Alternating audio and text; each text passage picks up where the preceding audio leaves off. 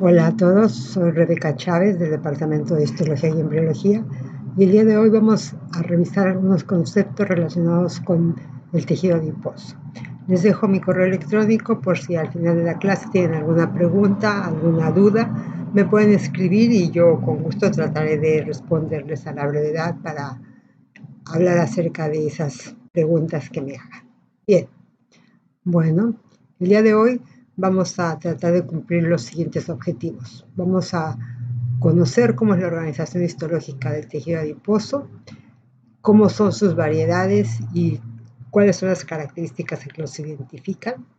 También vamos a hablar un poquito acerca del origen y función de dichas variedades. La bibliografía que ustedes pueden utilizar para revisar el tema son el Ross, el Bloom-Fossett, el Geneser, todos ellos libros de histología que incluso ya han sido recomendados por otros docentes en temas anteriores. Así que sin problema ustedes pueden consultarlos, que el tema del día de hoy está muy bien explicado ahí. Bien, vamos a entrar en tema. Cuando escuchamos la palabra tejido adiposo, obviamente nos llegan a la mente imágenes como las que vemos en pantalla. Nos vamos a referir acerca del tejido graso que se encuentra en el organismo. Un tejido que en apariencia va de blanco a amarillento en su mayor cantidad, y que además de pensar en el tejido graso del organismo nos lleva muchas veces a pensar en individuos como el que vemos acá representado, que tenía graves problemas de obesidad.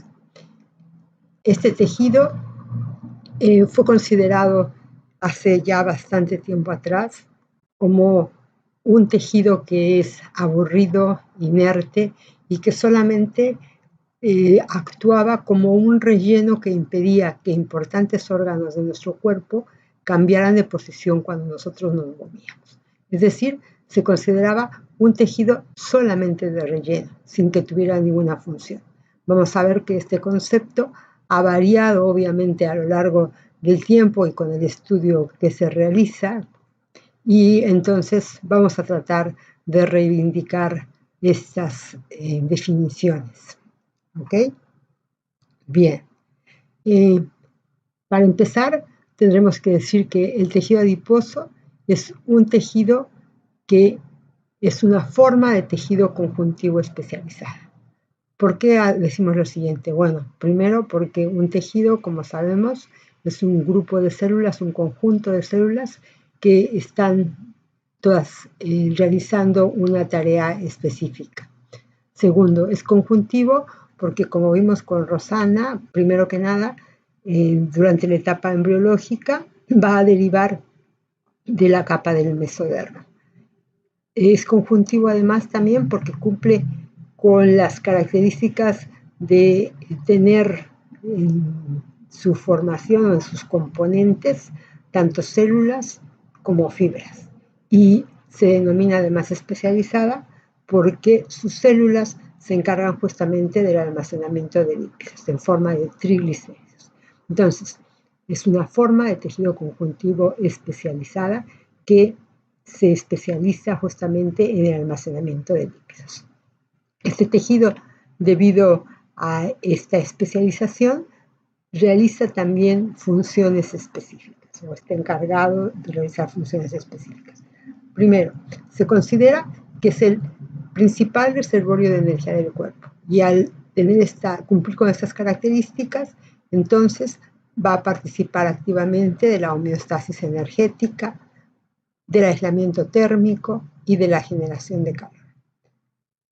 También ha sido considerado un tejido que realiza funciones de protección mecánica, porque, como vamos a ver, envuelve diferentes órganos y entonces esto permite que sirva como un colchón y que proteja a los órganos.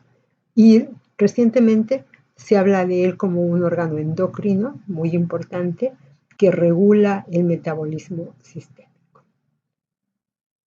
El tejido adiposo, en este esquema vamos a ver, ¿no?, se encuentra ampliamente representado en todo el organismo, ¿sí?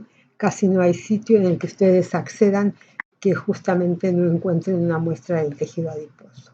Se localiza distribuido primeramente a nivel subcutáneo, ¿sí? En diferentes regiones, en todas las regiones del organismo, y no solamente a nivel subcutáneo, sino que después lo vamos a ver muy bien representado tanto a nivel abdominal como relacionado con las vísceras que se encuentran en el sector abdominal justamente.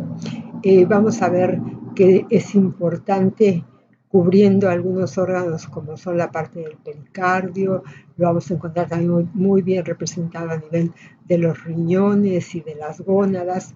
Es un tejido que si nosotros cuando estudiemos el músculo vamos a ver que está muy bien representado a nivel intramuscular, se localiza también en la médula ósea, en las articulaciones, y una de sus variedades que vamos a ver más adelante, y que está pintada aquí con otro color, se encuentra relacionado justamente con su distribución a nivel paravertebral, supraclavicular y cervical. Es un tejido que va a variar a lo largo de la vida del individuo, que por ejemplo a nivel de la órbita del ojo permite mantener, va cambiando conforme el individuo va envejeciendo, y entonces la apariencia de este sector va modificándose.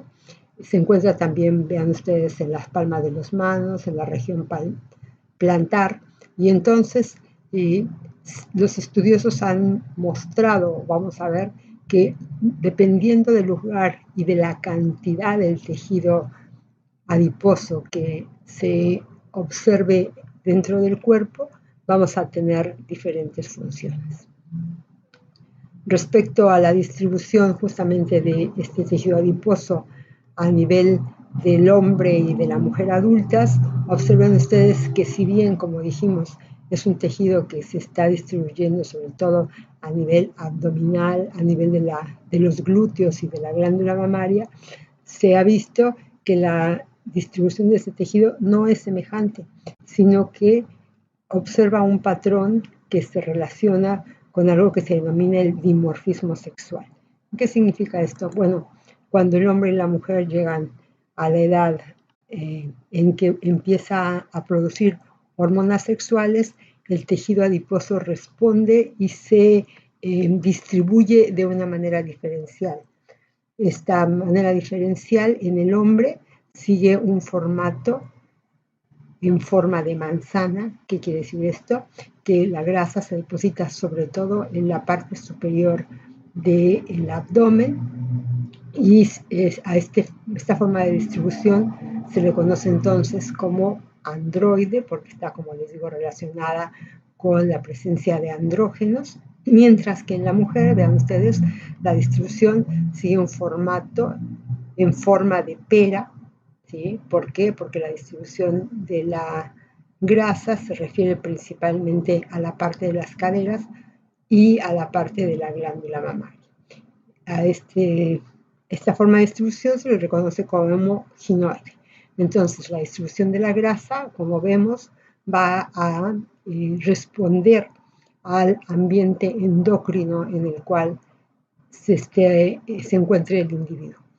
Este patrón de distribución, sin embargo, puede ser modificado por factores de tipo genético, la edad, la raza, incluso se ha visto que tiene que ver con la distribución de este tipo de grasa. Ahora bien, ¿cómo es este tejido desde el punto de vista histológico? Que es lo que vamos a tratar de profundizar el día de hoy. Vean ustedes, acá tenemos una diapositiva en la que se muestran 3 cortes de tejido adiposo. 3 cortes que corresponden justamente a 3 variedades desde el punto de vista histológico y fisiológico de lo que es el tejido adiposo. Y lo que vamos a revisar entonces hoy es que podemos encontrar el tejido adiposo blanco, el tejido adiposo pardo o marrón y el tejido adiposo beige o bright. Entonces, vamos a revisar cuáles son las características que hacen que podamos nosotros distinguir tres variedades diferentes de este tejido adiposo. Y vamos a empezar con el tejido adiposo blanco. Entonces, observen ustedes, este es un corte, ¿no?, del tejido adiposo, en el que la célula característica que vamos a reconocer como representante siempre del tejido adiposo es el adipocito.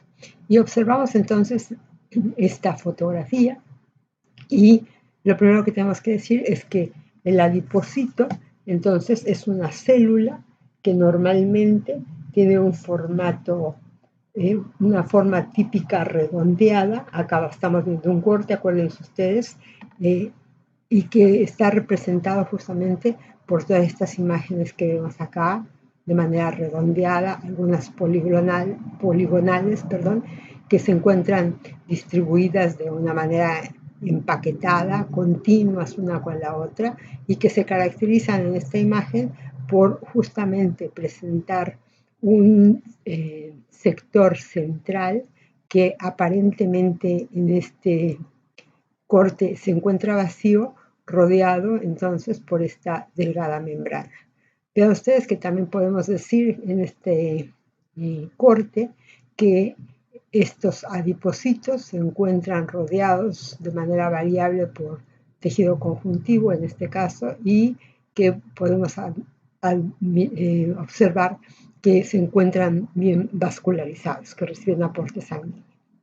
Bien, estos adipocitos entonces que nosotros estamos viendo acá, podemos observar también que el tamaño es variable, y cuando hablamos acerca de que aparentemente observamos una imagen vacía, lo que está ocurriendo es que durante el procesamiento de la muestra, el material de almacenamiento, que son la principal función de este tejido, se barrió con el uso de solventes. Entonces lo vemos como una imagen que tuviera un sector vacío.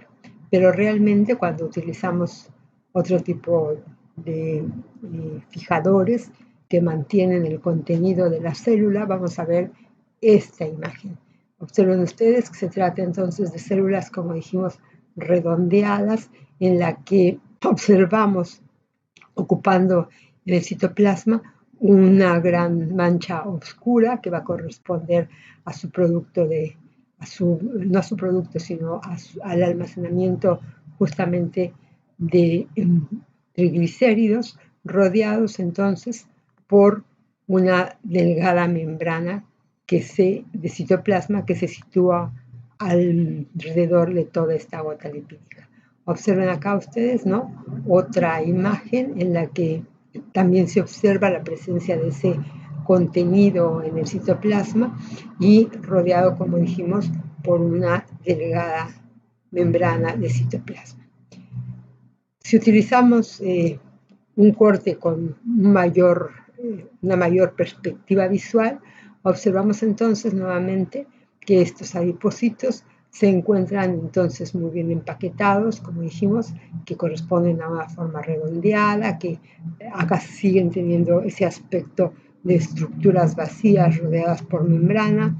Vemos que el tejido se distribuye en lobulillos porque tabiques de tejido conjuntivo lo surcan y entonces lo dividen en pequeños paquetes que se denominan lobulillos, paquetes por los que viajan gran cantidad de vasos sanguíneos y de fibras nerviosas. Y la cantidad de matriz extracelular que vemos alrededor de cada uno de estos adipocitos es realmente poca, y como dijimos, es un tejido que está muy bien irrigado e inervado. Pero volvamos a estudiar qué pasa con nuestras células características de este tejido. Y acá una representación de lo que sería entonces un adipocito. Dijimos una célula redondeada, ¿no?, que como observamos está compuesta justamente por un citoplasma, y que en ese citoplasma se localiza justamente insertada una vacuola lipídica en donde se van a almacenar los triglicéridos. Este almacenamiento provoca entonces que los otros compartimentos que se encuentran en el citoplasma de la célula sean desplazados hacia una región, hacia un sector de la célula, dándole la apariencia justamente de un anillo. Se les llama células en anillo por la apariencia que llegan a presentar, y donde entonces, como les decía, es característico justamente que observemos que el citoplasma se encuentra desbordado hacia los lados, hacia los lugares que ocupa esta gran gota lipídica. Es importante señalar entonces además que esta gota lipídica no está rodeada por una membrana de tipo de bicapa lipídica, sino que vamos a ver acá, observen ustedes, ¿no? Tenemos nuevamente un adipocito, una micrografía electrónica que muestra que el dibujo que estábamos analizando corresponde justamente a lo que veríamos en una micrografía electrónica, en la que la célula entonces presenta una gran gota lipídica, y que esta gota lipídica que se encuentra en el citoplasma desplaza al núcleo, que se muestra alargado en una de las zonas de la célula, y en el citoplasma se localizan los demás organelos característicos de una célula. Debido a esta acumulación de triglicéridos en una única gota central en el citoplasma, a este tipo de tejido se le conoce también con el nombre de unilocular.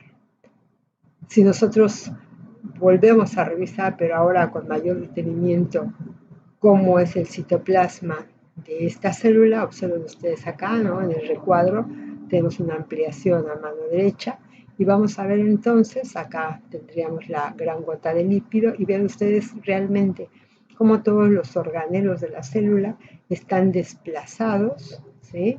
Dijimos que la gota se encuentra inserta en el citoplasma, contenida en una membrana generada por el retículo endoplasmático, parte del núcleo que se ve acá, que sería alargado, y observen ustedes cómo en el citoplasma se encuentran distribuidas mitocondrias y parte del retículo endoplasmático liso, así como se van a observar gran cantidad de pequeñas vacuolas que están relacionadas justamente con la entrada o salida del material adiposo. Acá otra visión, otro acercamiento acerca de dos adipocitos. Acá tendríamos un adipocito y acá el otro. Esto sería la gran gota lipídica de la que hemos estado hablando, que se encuentra en el citoplasma, y vamos a hablar un poquito acerca de la membrana que se encuentra muy cercana entre uno y otro de los adipocitos que dijimos que se encontraban distribuidos de manera compacta dentro del tejido. Se dice que estos adipocitos entonces se encuentran estrechamente empaquetados y que se comunican uno al otro por medio de gap, de uniones gap. Estas uniones gap entonces permiten una rápida transferencia de información, lo que permitiría que más de una célula respondiera cuando hay un estímulo externo. Entonces llega el estímulo y hay transferencia de información de una célula a otra a través de las uniones gap, y al parecer eso permitiría que el tejido o un grupo importante de células respondiera al unísono a un solo estímulo externo. Además, dentro de la membrana de esta célula, se han podido reconocer gran cantidad de receptores, sobre todo para hormonas, aunque también se encuentran gran cantidad de receptores para neurotransmisores. Se han encontrado receptores para hormonas esteroides como los andrógenos, los estrógenos, también para los corticoides.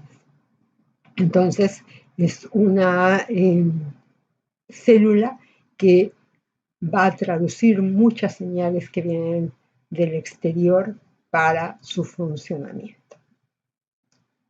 Si bien hemos hablado acerca de los adipocitos como estas estructuras redondeadas que contienen una sola, única gota lipídica en el interior de su citoplasma y que es bastante grande, realmente lo que nosotros podemos observar es que este proceso de almacenamiento de los triglicéridos dentro del citoplasma de la célula es un proceso de tipo gradual, y acá en esta imagen podemos observar justamente adipocitos en diferentes procesos de almacenamiento y de crecimiento y de maduración. Y entonces observen ustedes cómo, sobre todo en este sector, ¿no?, que lo podemos identificar claramente, y en este otro también, vean ustedes cómo esa gota lipídica se va formando justamente por la adición de pequeñas gotas que van generándose un mayor tamaño celular, ¿sí?, hasta llegar justamente a lo que conocemos con el nombre de un adipocito maduro. Estos adipocitos maduros, que son grandes, que almacenan gran cantidad de triglicéridos, pueden llegar a medir desde 100 hasta 150 o 200 micrómetros, y la observación de este tipo celular va a depender tanto de la edad como del sexo, como del lugar en el cual nosotros tomemos la muestra. Así que este es un proceso gradual y continuo que lleva desde la poca acumulación de triglicéridos hasta un estadio completamente maduro. Este almacenamiento de triglicéridos, que después se va a transformar o que va a actuar como un depósito de energía, responde obviamente a una dinámica de almacenamiento que tiene que ver con la ingesta de alimento, y entonces sigue una regla muy sencilla, ¿no? A mayor ingesta de alimento vamos a tener un mayor almacenamiento de energía, y a una menor ingesta de alimento, una menor almacenamiento de energía. Parece una cosa muy sencilla, pero es importante reconocerlo porque esto va a ordenar, va a seguir un tipo de ordenamiento para el almacenamiento que van a tener estas células. Y acá en este esquema, bueno, tratamos de entenderlo desde un punto de vista un poco más bioquímico. Entonces, dijimos que en este sector está el adipocito. Acá tenemos el capilar sanguíneo, que dijimos que era un tejido bastante vascularizado, y vamos a ver más ejemplos de esta vascularización más adelante. Pero entonces, bueno, tenemos una célula que, como dijimos, tiende a ser redondeada, ¿no?, en cuya membrana encontramos justamente muchos receptores para diversos estímulos, y que en el citoplasma además va a contener una maquinaria enzimática muy importante que va a permitir justamente que los elementos que son llevados por la sangre sean justamente almacenados en forma de triglicéridos dentro del adipocito. En este almacenamiento, entonces, provoca que la célula crezca en tamaño, ¿sí?, y actúe como reservorio. Una vez que ese material se requiere de ese material en el organismo, entonces también hay enzimas que justamente permiten nuevamente el desdoblamiento de ese almacenamiento, y entonces provoca justamente que sean liberados nuevos ácidos grasos a la sangre y lleguen hacia el lugar, y viajen por la sangre hacia el lugar en el que van a ser utilizados. Entonces, vean ustedes que es un sistema de depósito-movilización muy activo, muy efectivo, que el adipocito, a pesar de ser una célula que aparentemente está solamente con una alta presencia de tejido de triglicéridos, realmente posee toda la maquinaria enzimática tanto para la importación de ácidos grasos como para la síntesis de triglicéridos y su degradación para llevar a cabo el proceso de depósito-movilización de estos elementos. Esta membrana, además, como dijimos, tiene gran cantidad de receptores para diferentes tipos de hormonas y entonces es dependiente de regulación hormonal, ¿sí? En la que, por ejemplo, hormonas como la insulina promueven la captación tanto de glucosa y de ácidos grasos para su conversión en triglicéridos, como el glucagón y la adrenalina hacen el sentido contrario, ¿no? Inducen hacia la hidrólisis de esos ácidos grasos, esos triglicéridos hacia la formación de ácidos grasos y de glicerol. Estos procesos de lipogénesis y de lipólisis, entonces, son regulados desde el punto de vista hormonal. Ok, entonces, ese proceso de almacenamiento de triglicéridos y de cambio de volumen en los adipocitos, observen ustedes que se encuentra desde etapas muy tempranas de la vida, ¿no? O sea, se han estudiado los tamaños de las células adiposas en diferentes momentos de la vida del individuo y acá, por ejemplo, tenemos a nivel del feto, del neonato y del infante, y entonces observen ustedes cómo desde el feto más o menos alrededor de la semana 30 de gestación, ya incluso llegamos a encontrar la presencia de tejido adiposo y sus células van incrementando en tamaño a medida que este individuo nace y transcurre por la edad infante. Posteriormente, durante el desarrollo del individuo en etapa adulta, se ve cómo son los adipocitos dependiendo de si el individuo es un individuo delgado u obeso y además del lugar en el que se analizan dos depósitos de grasa, el que se encuentra a nivel subcutáneo y el que se encuentra a nivel visceral. Y observen ustedes, ¿no?, que en un individuo delgado siempre los adipocitos tienen un menor tamaño que lo que se encuentra a nivel del individuo obeso y que incluso la grasa a nivel subcutáneo alcanza mayores dimensiones en un obeso que aquella que se encuentra a nivel de las vísceras. Entonces, este proceso de crecimiento y de almacenamiento de triglicéridos en los adipocitos va también a estar, como dijimos, regulado desde el punto de vista hormonal.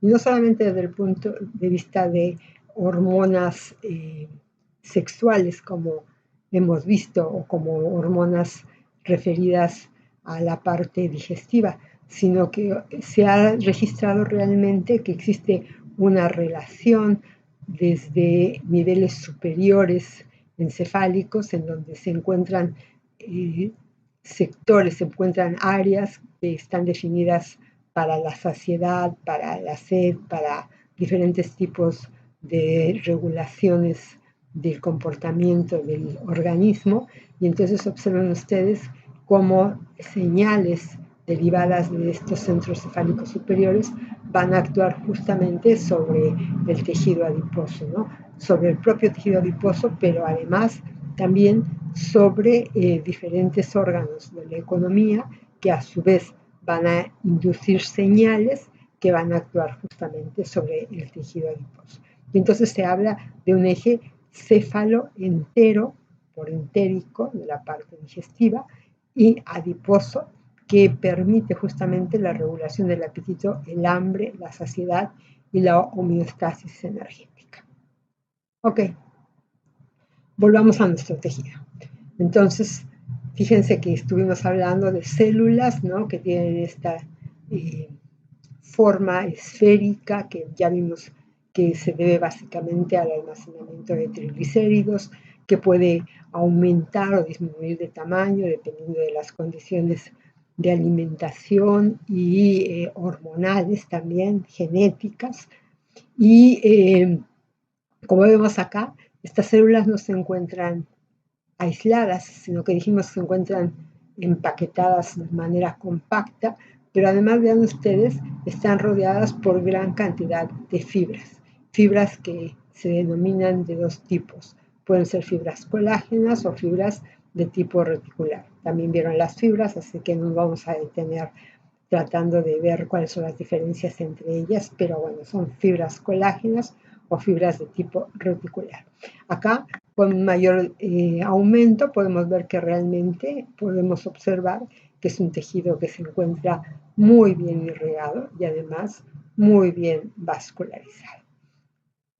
Estas fibras que forman parte justamente de que han sido formadas por el propio adipocito, ¿no?, y que van a formar parte de la matriz extracelular que rodea a cada uno de estos adipocitos. Vean ustedes, están conformadas por fibras tales como y moléculas tales como la integrina y la fibronectina.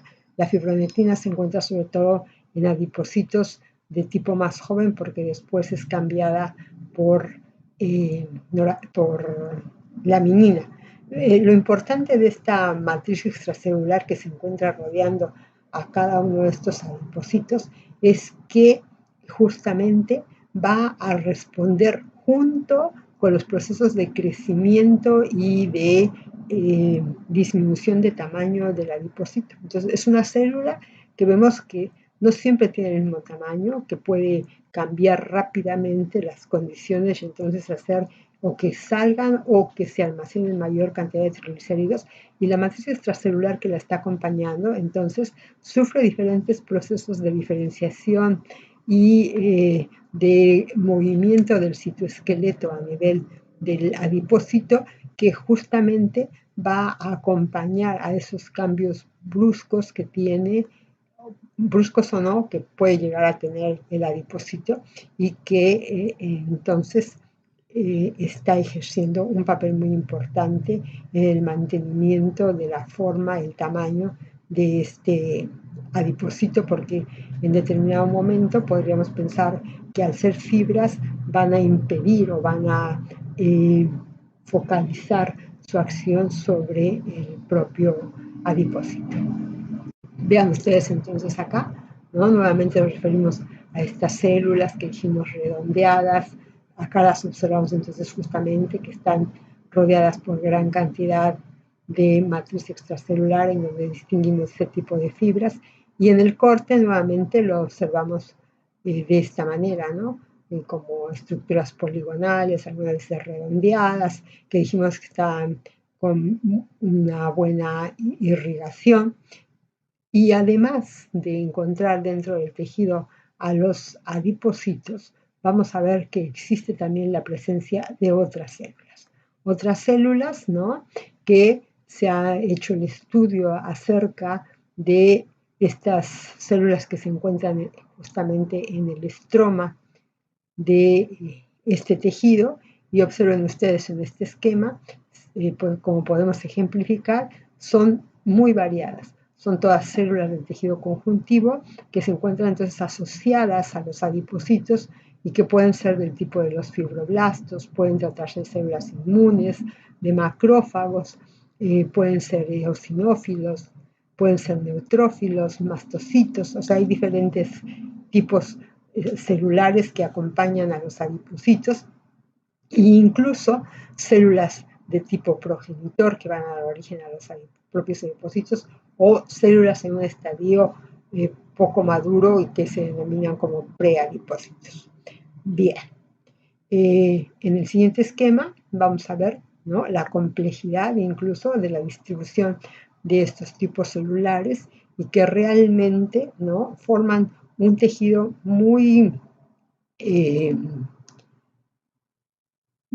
complejo en el que los adipocitos ocupan más o menos alrededor entre el 40 y 60% de el contenido total del tejido, mientras que el otro 60% está representado justamente por esas células del estroma, los macrófagos, las células mesenquimales, los mastocitos, por la irrigación y por la inervación, por fibras nerviosas que se encuentran asociadas básicamente a los vasos sanguíneos y regulan de esta manera al tejido adiposo.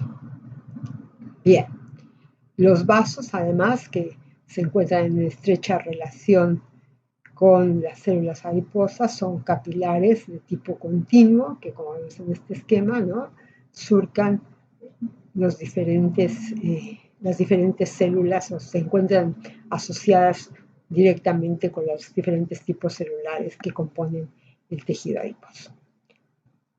Bueno. Miren, este es un estudio muy bonito en donde lo vemos realmente en el laboratorio. Entonces se utilizan marcadores específicos para los diferentes componentes que se encuentran en el tejido adiposo y entonces acá se utiliza un marcador, en este caso la caveolina, que se encarga de marcar las membranas plasmáticas y entonces vemos justamente esa definición de los adipocitos que veíamos antes en el corte teñido con hematoxina, pero con un colorante específico para la membrana plasmática y vemos acá las formas redondeadas, ¿no?, vacías que denominábamos antes en el corte de hematoxina. Al mismo tiempo, se utiliza sobre el corte otro marcador, en este caso una isolectina que va a marcar a los vasos sanguíneos y finalmente otro más que va a marcar específicamente la presencia de macrófagos. Y entonces después se hace una superposición de imágenes y entonces observamos la relación justamente de todos los elementos que se encuentran a nivel del tejido adiposo, ¿no? Los adipocitos, los vasos sanguíneos y en este caso los macrófagos como parte de las células del tejido conjuntivo que acompañan a este tejido, que se encuentran en este tejido. Acá otra imagen, ¿no?, más general, más vista desde el punto de vista no que nos permite entonces ver, si ponemos un poco de imaginación, acá veríamos la forma esférica de ese adipocito y vean ustedes, entonces acá se marcan nuevamente a los macrófagos, acá la vasculatura, observen cómo realmente el adipocito está muy bien irrigado, ¿no? Y cuando hacemos una sobreposición del marcaje de vasos y de macrófagos, vean ustedes cómo se encuentran justamente abajo de esto estaría el adipocito, ¿no?, y cómo está rodeado por toda esa vasculatura y todos esos macrófagos. Como dijimos, ¿no?, y además de recibir una importante vascularización, también el adipocito está muy bien inervado y esta inervación llega a través de dos vías, del sistema nervioso autónomo simpático, ¿no?, y también de los ganglios espinales dorsales. Esta célula, con toda esa complejidad dentro del tejido que lo está conformando, es además una célula secretora muy importante. El adipocito secreta una gran cantidad de sustancias que se denominan adipoquinas. Esas adipoquinas en la actualidad, aunque tenemos acá un listado bastante exhaustivo y que vamos a ver cuál es su participación de manera somera. En la actualidad se sabe que llegan a más de 100 los productos que pueden ser secretados y sintetizados por estas células. Entonces, estos adipocitos se ha visto que son capaces de sintetizar o que son responsables de la síntesis de hormonas que tienen que ver, por ejemplo, con el metabolismo energético y el control de la ingesta, como la leptina. Esta es una hormona que se ha denominado también como factor de la saciedad porque inhibe la ingesta de alimentos y estimula el ritmo metabólico. Es una hormona muy estudiada desde el punto de vista farmacológico porque justo como se considera que puede ser un factor de saciedad, entonces obviamente la farmacia y la parte médica están interesados también en tratar de conocer cuáles son los mecanismos y demás para poder ser utilizados en procesos patológicos, por ejemplo, de obesidad. También sintetiza moléculas que tienen que ver con el metabolismo lipídico, con factores de crecimiento, factores como el factor de crecimiento de los vasos sanguíneos, provocando la angiogénesis. Es una célula que se encarga de la síntesis de factores pro y antiinflamatorios. Vean ustedes, muchas de las interleuquinas que conocemos son sintetizadas por el adipocito. El adipocito también es productor de angiotensinógeno, una molécula que tiene que ver con la regulación de la presión arterial. Es también capaz de sintetizar moléculas que provocan la activación de hormonas sexuales a formas activas de testosterona y estrógenos y aquellas que tienen que ver con el metabolismo de carbohidratos y la sensibilidad a insulina, como son la adiponectina y resistina y muchas otras interleuquinas. Entonces, vean que realmente esta es una célula que tiene un alto poder de síntesis, como les digo, los productos de secreción que se han enumerado a partir del estudio de los procesos metabólicos que lleva a cabo esta célula mencionan a más de 100 en la lista y seguimos agregando moléculas a la producción de estas células. Tanto es así que vean ustedes, en el 2017 la Sociedad de Endocrinología la llamó a esta célula, al adipocito, la maravilla metabólica. Entonces dedicó la tapa de uno de sus números a esta maravilla metabólica y todo un número a estudios recientes que aplican sobre el metabolismo y la función de estas células que son una maravilla metabólica. Vean que no tiene nada de aburrido nuestro tejido, ¿no es cierto? Es bastante complejo. Esta maravilla metabólica, ¿no?, que es tan eficiente, que es tan activa, entonces puede en algún momento, obviamente, llegarnos a dar realmente problemas como el que hemos representado en la imagen que se encuentra al lado, ¿no? ¿Cómo es posible que esto ocurra? ¿Qué pasó?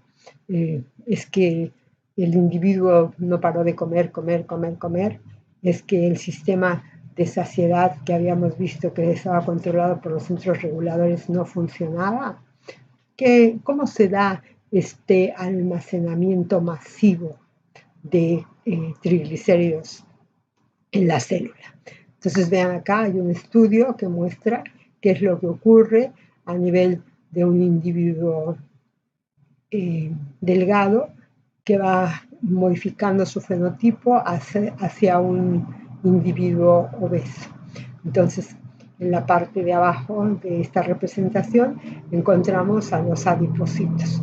Y a continuación, ¿qué pasaría con el volumen de la célula y con el número de la célula? Entonces, como ustedes pueden observar, en el individuo delgado, ¿no?, tenemos un número de células normal, en los cuales se lleva a cabo los fenómenos que acabamos de ver. Y cuando empieza a haber sobrepeso, entonces, ¿qué es lo que ocurre? La célula empieza a aumentar su tamaño, ¿sí?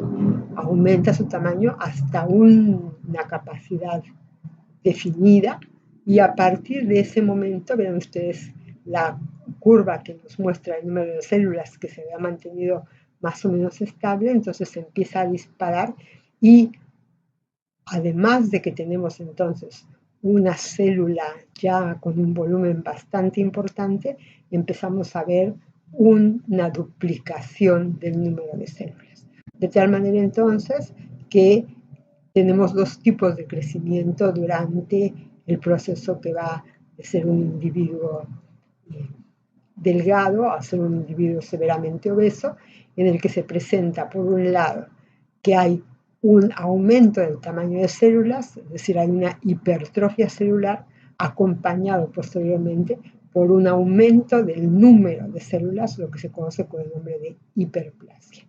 Y esto, bueno, si fuera solamente como expresado como un aumento del número de células o el tamaño de células, bueno, a lo mejor sería un problema estético, pero lleva a mucho más. ¿Por qué? Vean ustedes acá un modelo de laboratorio en el cual justamente se modifican los genes que tienen que ver con la producción de la hormona de saciedad, la leptina. Y entonces observen qué pasa con el tejido adiposo. Acá vemos un tejido adiposo normal, como el que habíamos estudiado recientemente, células esféricas, densamente empaquetadas, poligonales, se veían bastante sanos. El fenotipo del individuo es normal, y cuando se modifican los genes asociados con la producción de leptina, vean ustedes, entonces hay una acumulación muy grande, aumenta fuertemente el tamaño de los adipocitos, y entonces el individuo se vuelve obeso. Y al ocurrir este crecimiento, observen acá en esta otra parte del esquema, recordemos que los adipocitos no se encuentran solos, ¿no? No se encuentran solamente empaquetados, sino que están rodeados, como dijimos, por una matriz extracelular muy importante, y están muy bien vascularizados. Entonces, esta función metabólica que es normal, con una vascularización normal, al crecer el tamaño de las células por la acumulación de los materiales de triglicéridos que se acumulan dentro de la célula, vean ustedes, las células, como dijimos, están experimentando aumento de tamaño y aumento del número. ¿Qué ocurre entonces? La cantidad de vasos, la cantidad de elementos que llegan por esos vasos provoca además cambios, sufren cambios con el número aumentado y el tamaño aumentado de las células.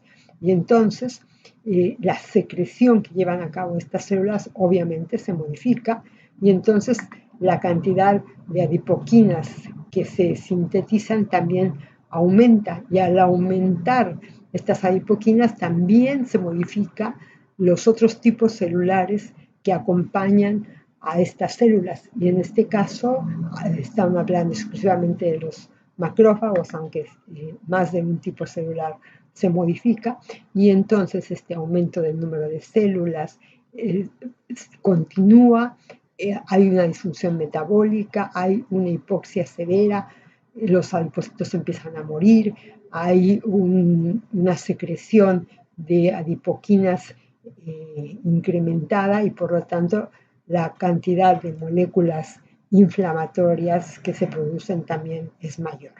Entonces se produce lo que se conoce con el nombre del estado inflamatorio crónico, es decir, una disfunción del tejido adiposo que, como vimos, estaba implicado no solamente en la secreción de adipoquinas que tienen que ver con la parte de inflamación, sino que también van a modificar eventos como la hipertensión, la diabetes y la enfermedad cardiovascular.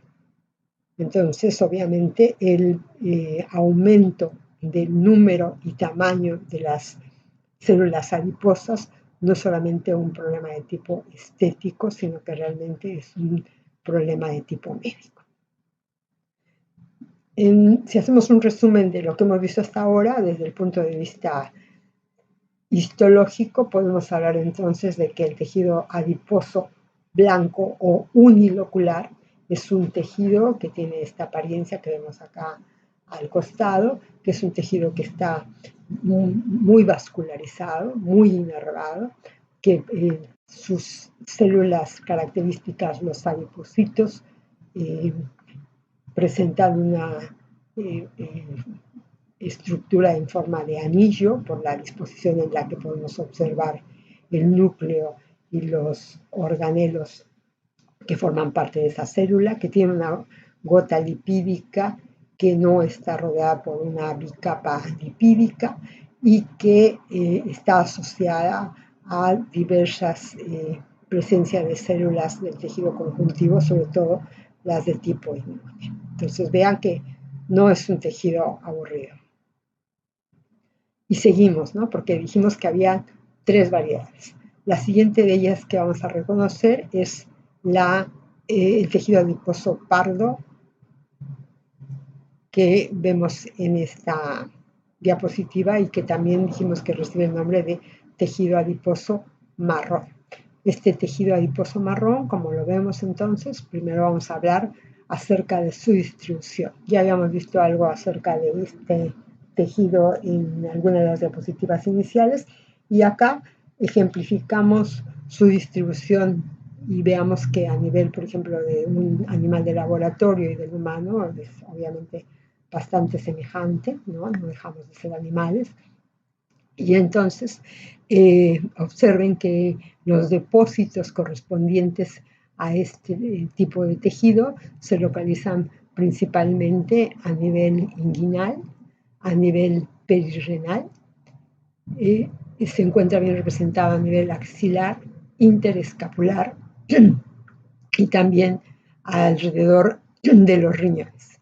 Perdón. En el humano, observen ustedes, este tejido se encuentra muy bien representado, sobre todo en la parte superior del organismo, a nivel cervical y supraclavicular, también a nivel axilar y paravertebral, como habíamos señalado anteriormente. Es importante, además, mencionar que este tipo de tejido se encuentra sobre todo muy bien representado durante la etapa infantil.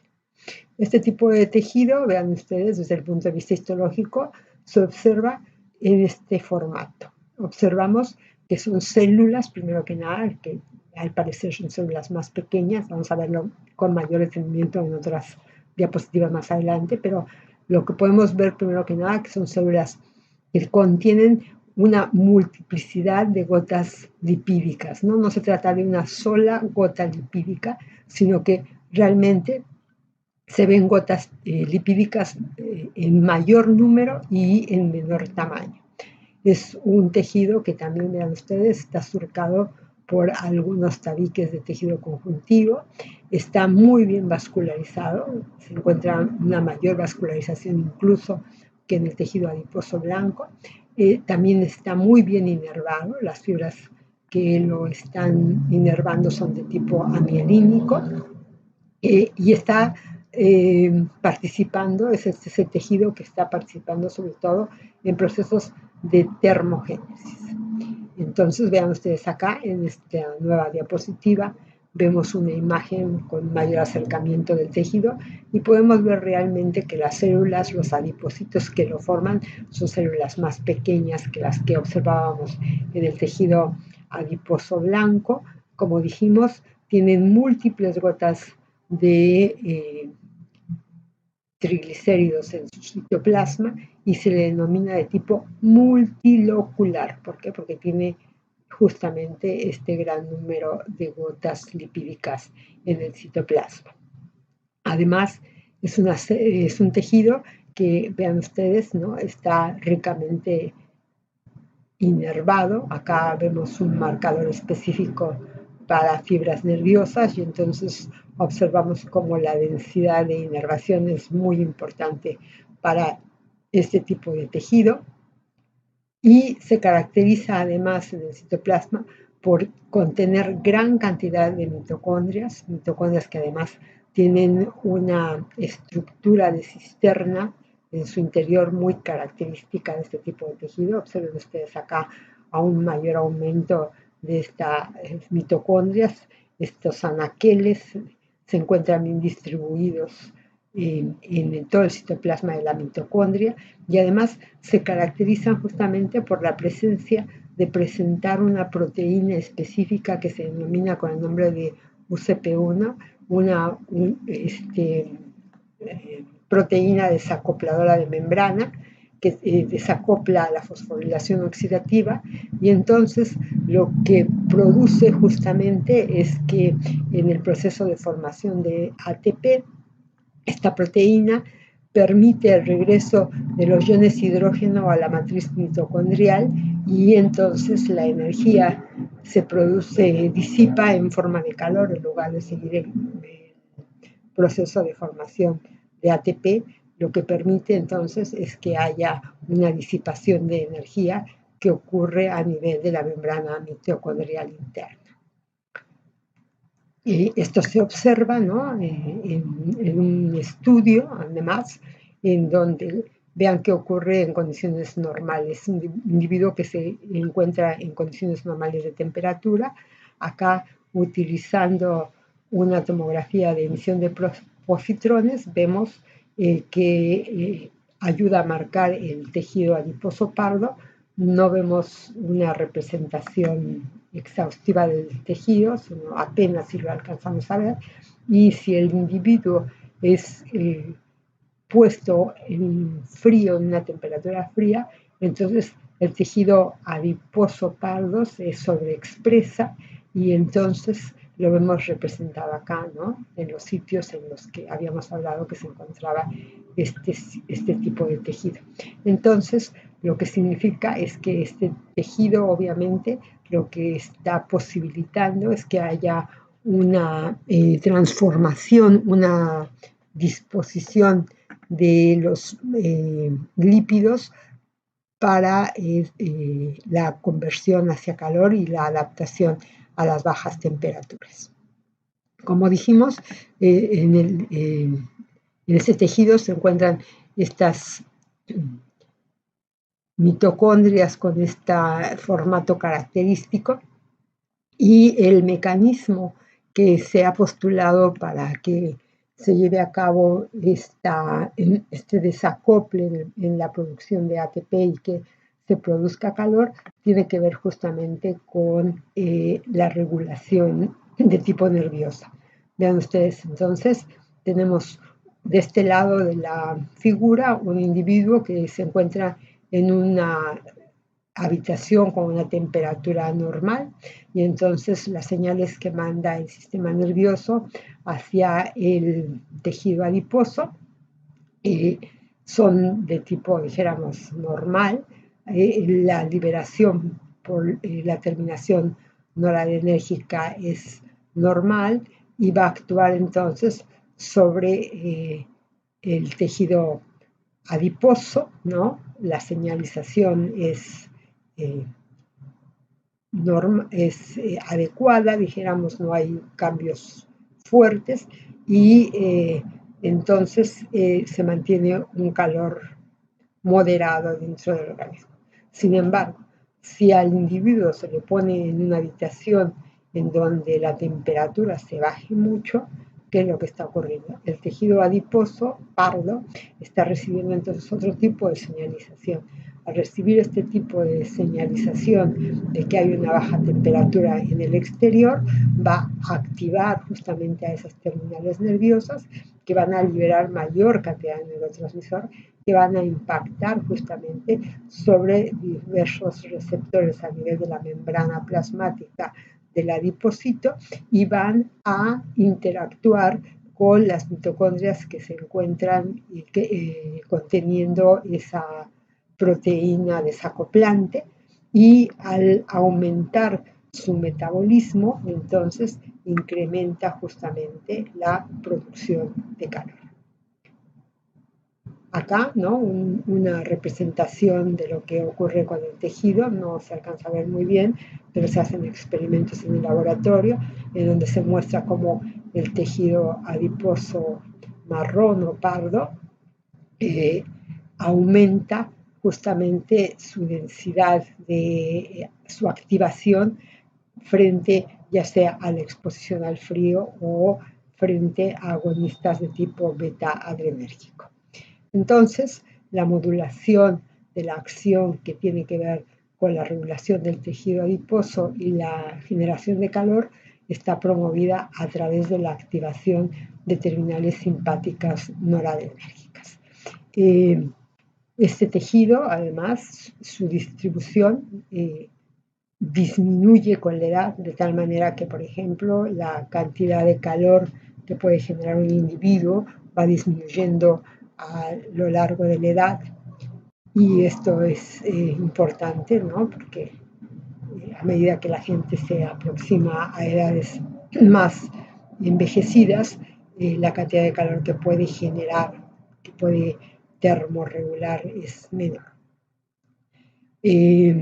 Además de esta importancia, de este potencial función que tiene este tejido, así como en el tejido blanco se habla de la producción de adiposinas, recientemente se ha empezado a estudiar si estas células son además productoras de otro tipo de moléculas que también tendrían que ver con el metabolismo energético. Pero eso será un capítulo próximo para revisar en años futuros.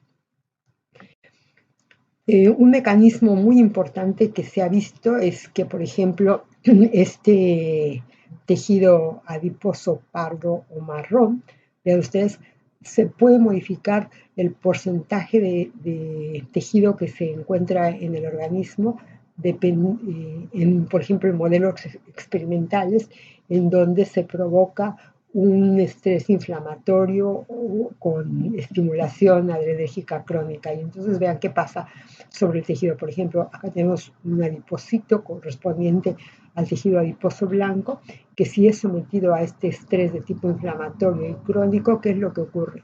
Bueno, se va transformando a la célula blanca en una célula que va a parecerse mucho más a lo que sería la que presenta en el tejido adiposo pardo.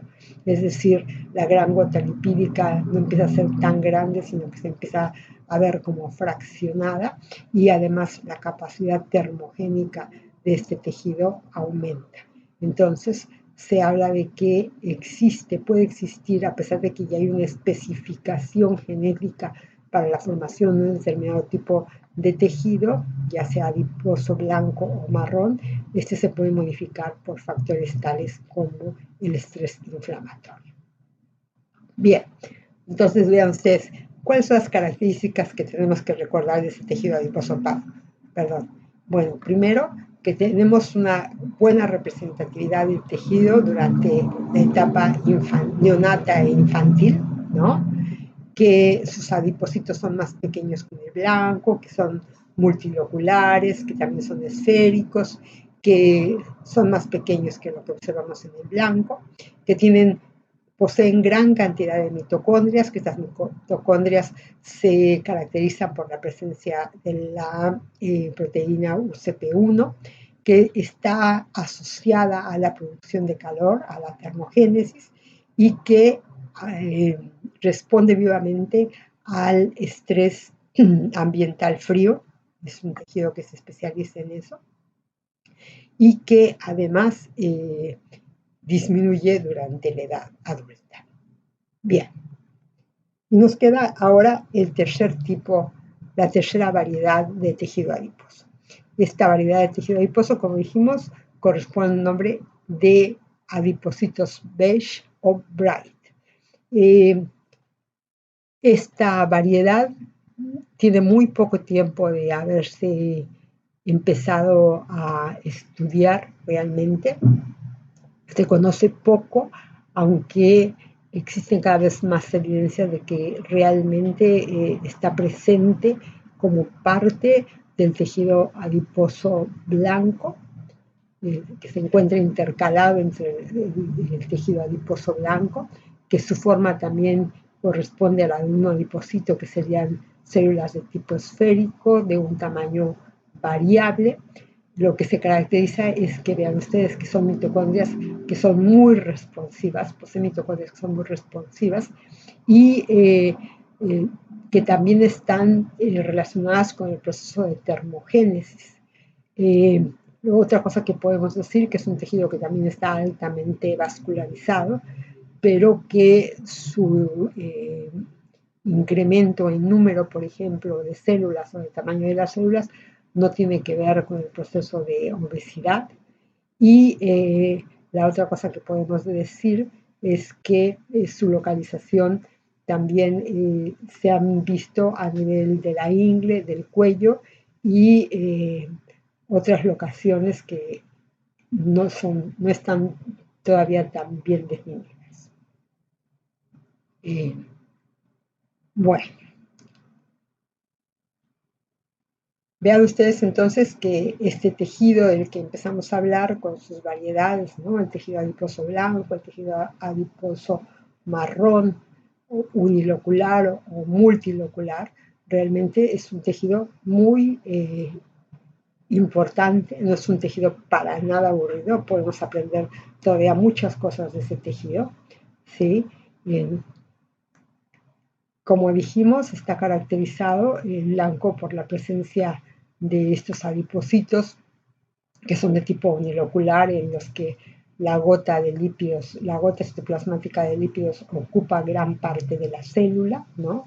Lo que desplaza al núcleo, que se diferencia del multilocular porque obviamente a nivel multilocular no encontramos sino pequeñas gotas de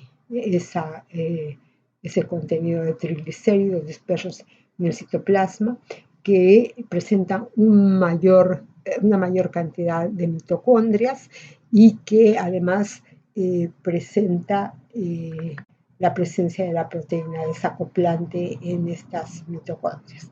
Y el beige o bright, que está menos explorado y que tenemos todavía muchas sorpresas para conocer acerca de él.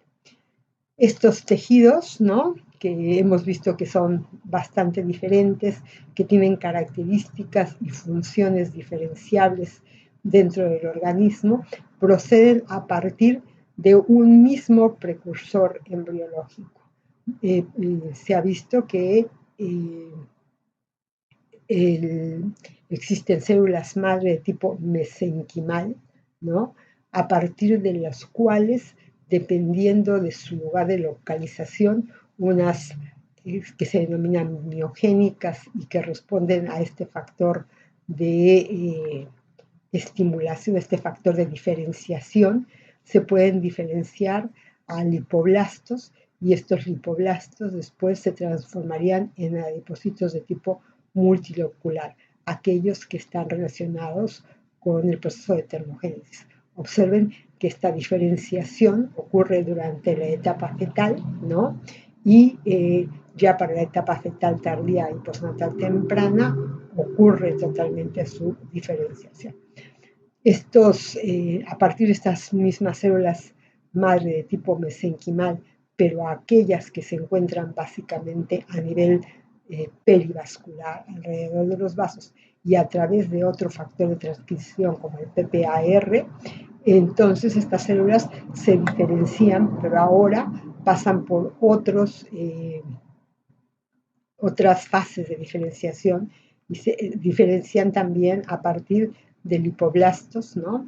Se transforman en lipoblastos, en lo que se conoce con el nombre de preadipocitos, y después se van transformando hasta llegar a lo que se conoce como un lipocito maduro o un adipocito blanco. A partir también de estas células mesenquimales, vean ustedes que incluso se pueden diferenciar para formar fibroblastos. Entonces, ambos tipos de variedades de tejido conjuntivo tienen un mismo precursor a nivel fetal, que se trata entonces de una célula madre mesenquimal que bajo la acción de diferentes inductores va a poderse diferenciar en un adipocito multilocular o en un adipocito de tipo unilocular blanco. En los últimos estudios que se tienen acerca de este proceso, ¿no?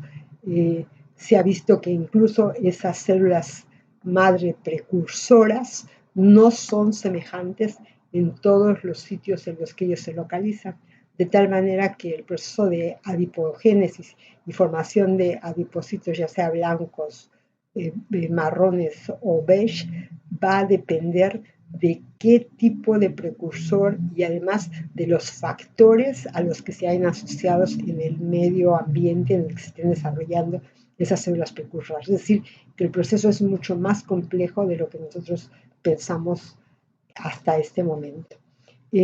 Entonces, estamos ante un tejido que va a estar vinculado justamente hacia cómo son sus determinantes genéticas, el sexo, ¿no? Si se corresponde a una hembra o a un macho, a un hombre, a una mujer, porque esto también ocurre en los animales solamente, que también esté expuesto a diferentes factores medioambientales, lo que generaría entonces variaciones interindividuales e individuales que darían como resultado un tejido adiposo que es heterogéneo, es decir, que no es semejante ni su acción, ni su formación, ni su acción, ni su distribución en todas las personas, sino que va a tener una heterogeneidad muy grande y que va a responder de manera diferencial también a diferentes situaciones. Y eso en la actualidad lleva entonces a que la medicina tiene que ser de manera más precisa y personalizada para tratar los problemas relacionados con el tejido adiposo. Bueno, eso es todo lo que yo les quería decir. Espero que queden convencidos de que el tejido adiposo no es un tejido ni inerte, ni aburrido, ni poco estudiado, sino que les den más ganas de conocer más acerca de ese tejido. Bueno, muchas gracias y si tienen alguna consulta, ya saben, me pueden escribir. Hasta luego.